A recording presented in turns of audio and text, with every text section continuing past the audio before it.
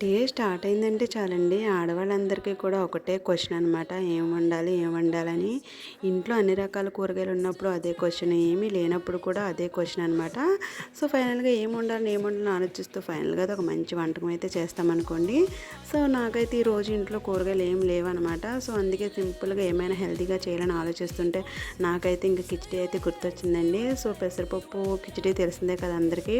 చాలా బాగుంటుంది. ఇంక అందులోనూ హెల్త్ బాగోనప్పుడు అయినా కానీ మన హెల్త్ కోసం పిల్లల కోసం ఏమైనా మంచిగా పెట్టాలనుకున్నా కానీ ఈ కిచిడి చేసి పెడితే పిల్లలకి చాలా మంచిదనమాట.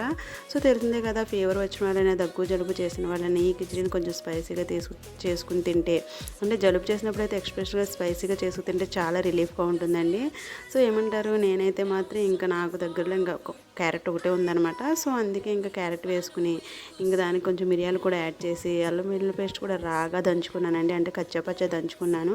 మిక్సీలో గ్రైండ్ చేసిన కానీ మామూలుగా గ్రైండ్ చేసుకుని కచ్చాపచ్చా గ్రైండ్ చేసుకుని వేసానేమో. టేస్ట్ అయితే మాత్రం చాలా బాగుందండి. మిరియాలు కూడా వేసుకుని చేసుకుంటే చాలా బాగుంటుంది. సో, ఫైనల్గా చూసారు కదా, ఎలా అయితేనే ఒక మంచి వంట అయితే చేసేసాను ఈరోజు. చూస్తే టేస్ట్ కూడా చాలా బాగుందండి.